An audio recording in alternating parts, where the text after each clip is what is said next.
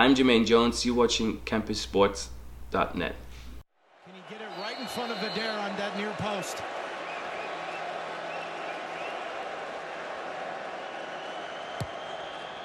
Here comes the corner. It wouldn't drop to a white shirt. Now it has. Jones. Oh, yes! Jermaine Jones! What a cracker from him! USA level!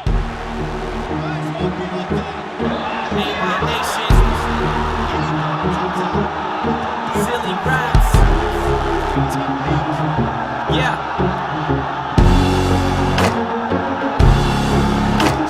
My head's to the wall, dealing with stress. It wasn't my fault, I gave him my best. Studying hard, but I failed the test. Taught to live life without regrets. But what is success with knowing to share, knowing to hold? Hey, do my friends, and welcome to CampusSports.net. I'm your host, Dave Osco, here with another timeout.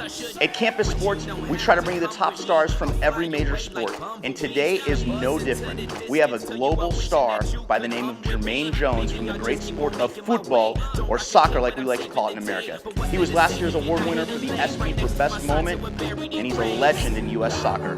We'll do that right after this. You're watching Timeout on CampusSports.net. Jermaine, so it's great to be sitting here with you. I want to know, your life has changed a lot in the last couple of years.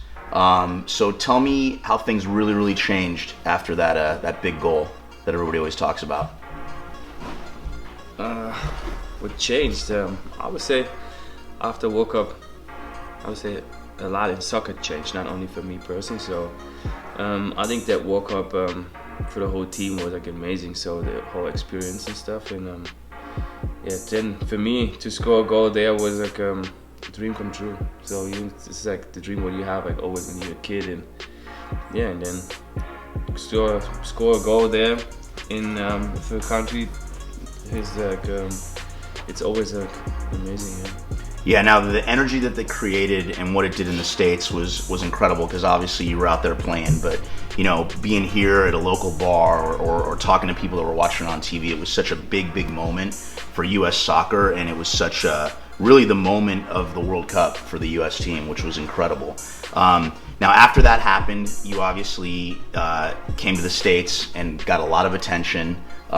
We met, you started going to a lot of events. What was it like for you to see celebrities, react and be excited? I know we met Charlie Sheen, and Charlie Sheen went crazy when he saw you, and you told me that 2.5 Men was like a big show in Europe, right?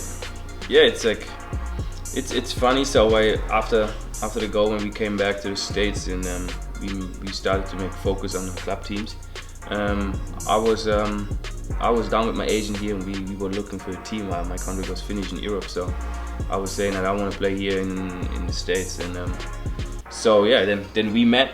Right. So you showed me some events, and I went to some charity stuff. So and then I remember that we went to Charlie's house, and and he went crazy. So I gave him like the jersey, and he started to jump in the pool with the jersey. Number 13 jersey.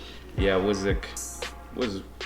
crazy. So the crazy thing on the whole thing is that when you go back to Europe, like 2.5 Men, it's like a big show there, and so all the players was watching it in the bus. So and then you see that guy have your jersey, jumps in his own pool, and what's that? It's crazy to see, and I'm sometimes I look still on my phone and laugh about it. Yeah. Now, there's a lot of good things happening again in U.S. soccer. The women's team just won a World Cup. Did you follow that a lot? Yeah, of course. We always try to be in touch, so it's difficult to follow up with them in club teams. But if the national team plays, I think we are playing national team too, so we have to support, and they support us when we were out there and trying to fight and bring the cup back. So of course we support them, and we're happy that they're bringing the title back. Yeah, I know Abby Wambach was very excited to see you yesterday, and she was talking about how much she appreciated your support. Now I want to talk to you about one of the really great stars of football, soccer on a global level is Ronaldo, and we've talked about him before. And you said one of the things that's really great about him is his work ethic. So talk to me about that a little bit. So a lot of people see him like only from how he acts on the field.